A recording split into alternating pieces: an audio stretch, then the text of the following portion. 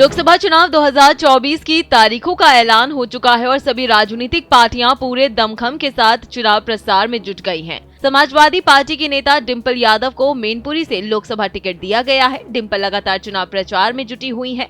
इसी बीच उनकी बेटी अदिति यादव को भी चुनाव प्रचार के दौरान उनके साथ देखा गया है, जिसके बाद से कयास लगने शुरू हो गए हैं कि डिंपल यादव और अखिलेश यादव के बाद उनकी बेटी अदिति यादव भी राजनीति में शामिल होंगी।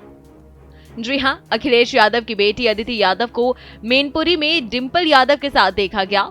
वो कुछ महिला कार्यकर्ताओं के साथ बैठी नजर आईं। अदिति इससे पहले अपने माता पिता के पोस्ट भी शेयर करती रही हैं, लेकिन इस बार पहली बार उन्हें चुनाव प्रचार के दौरान देखा गया। डिंपल यादव को समाजवादी पार्टी ने मैनपुरी सीट से दूसरी बार टिकट दिया है। मुलायम सिंह के निधन के बाद डिंपल ने इस सीट पर उपचुनाव जीता और मैनपुरी की मौजूदा सांसद है।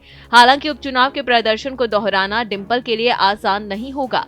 माना जा रहा है कि राम मंदिर की लहर पूरे उत्तर प्रदेश में समाजवादी पार्टी का वोट बैंक कम कर सकती है।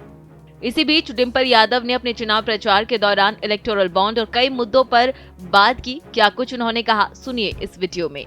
ये तो जेडीयू का मामला है और जैसे कि जो भी इलेक्टोरल बॉन्ड को लेके सच्चाई सामने आनी चाहिए कि जो भाजपा सरकार है, जो भी पार्टी से जिन्होंने चंदा लिया है इलेक्टोरल बॉन्ड का सिस्टम लेके कौन आया था, सबसे पहले सवाल तो इस बात का उठता है। समाजवादी पार्टी का सुनने में आ रहा है, तो बता रहे हैं, समाज पार्टी के नेता भी कह रहे हैं कि भारतीय जनता पार्टी से मैनपुरी सीट को लेकर पैक्ट हो गया कि कोई प्रत्याशी नहीं उतारा है। क्या कहेंगे? किसके साथ पैक्ट हो गया? बीजेपी का मैनपुरी की सीट पे प्रत्याशी न उतारना समाज पार्टी के नेताओं ने बयान दिया। मैं क्या बोलूँ इसमें, तो मतलब क्या अंदर से ऐसी बात है? ऐसी बात कैसे हो सकती है? मैनपुरी सदर विधायक कैबिनेट मंत्री जयवीर सिंह ने एक अपने इंटरव्यू में कहा भी है कि जीतेगी तो समाजवादी पार्टी। क्या अंदाज है? वो कभी कभी जो अंदर का जो अनुभव होता है वो जुबान पे आ जाता है, तो मैं समझती जो बात नहीं बोलना चाहते थे वो बोल गए। राहुल गांधी ने कहा है कि राजा की जान तोते में थी, उसी तरीके से राजा की जान ईवीएम में। किस तरीके से देखती हैं? ईवीएम को लेकर के चिंता जाहिर की है। नहीं, ईवीएम में लोगों में बहुत असमंजस है। बहुत सारे लोग लगातार बीते चुनाव में बात बोलता है, हमने वोट तो इस पार्टी को दिया लेकिन हमारा वोट निकला नहीं है।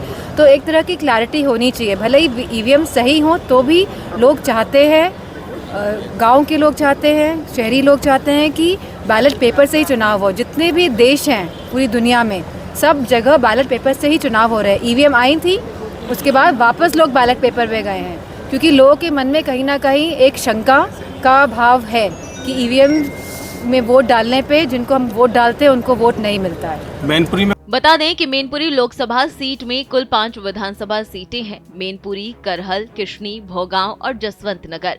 2011 की जनगणना के अनुसार मैनपुरी जिले में 93.48% हिंदू आबादी है। यहाँ यादव वोट निर्णायक भूमिका में रहते हैं। 2019 में यहाँ 17.2 लाख मतदाता थे। यूपी में मुस्लिम और यादव समुदाय को समाजवादी पार्टी का पारंपरिक वोटर माना जाता है। इस सीट पर मुस्लिम वोटर्स की संख्या कम है। हालांकि यादव वोट बैंक और मुलायम सिंह के प्रभाव के चलते 2 दशक से इस सीट पर समाजवादी पार्टी का कब्जा रहा है।